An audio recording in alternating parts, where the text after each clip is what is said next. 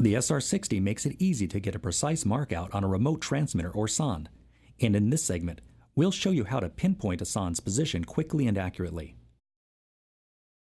The sonde will be locating as part of a C-Snake video pipe inspection system. The sonde is located inside the spring, right behind the camera head, and operates at 512 Hz. We've put the camera into a drain line that tees into another line after about 8 feet. We've pushed the camera past the tee and positioned it directly under a 90-degree cleanout. We've removed the cleanout cover, and the camera is visible in the bottom of the pipe. The camera is in position, so we'll activate its transmitter. If 512 Hz sonde mode is not available by pressing the frequency key, you can enable it in the main menu. See the Getting Started segment of this video for instructions on how to do that. Additional sonde frequencies are also available, and your operator's manual contains instructions on how to enable them. Locating a sonde with the SR-60 can be boiled down to 3 basic steps: localize its position, map its location, and verify your result. We'll localize the sonde by using the signal strength reading to locate its general area. We'll just extend the receiver and sweep it slowly in an arc. Keep an eye on the signal reading in the upper left corner of the display. When the number is highest, the receiver's mast will be pointed toward the sonde. We know the sonde's general direction, so we'll lower the receiver and start walking toward it. As we approach the sonde, icons will appear inside the active view area. We'll use these icons to map out the sonde's position. Let's take a look at how we'll do that. The icons represent the position of specific locate points that are based on the shape of the transmitter's signal. There are 2 types of locate points. The first are called poles. There are 2 of them, and you'll find 1 pole at each end of the sonde's antenna. The other type of locate point is called the equator. The equator is a plane or imaginary line that passes through the center of the sonde's antenna and stretches out on both sides until the signal is so weak that the receiver can no longer see it. When the sonde's antenna is lying horizontally inside the pipe, and the ground above is also flat, the equator will be located about halfway between the poles. If you draw a line between the poles, you'll find the sonde where that line and the equator intersect. The SR-60's display contains icons that represent the position of the poles in the equator.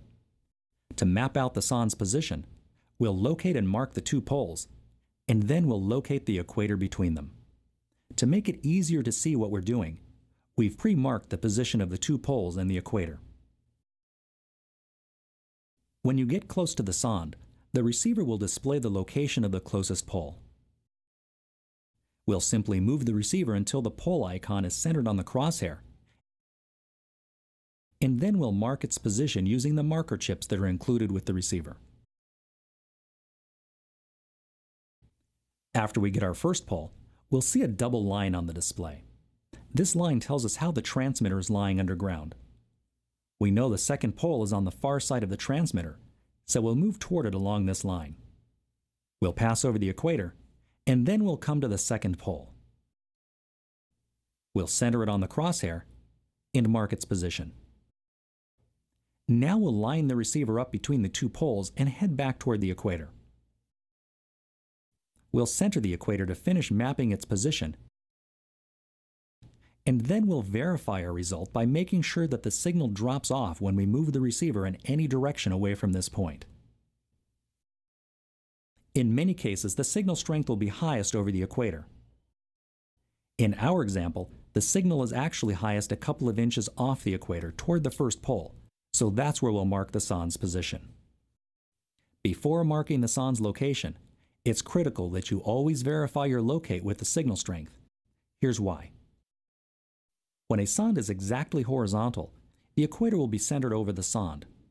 But when a sonde is tilted, the equator will be offset, and the greater the tilt, the greater the offset. The signal reading is not affected by the sonde's tilt, so it accurately indicates the sonde's position whether or not it's tilted. Here are some tips that will help you get better locates. First, to locate a sonde, you need to be within range of its signal.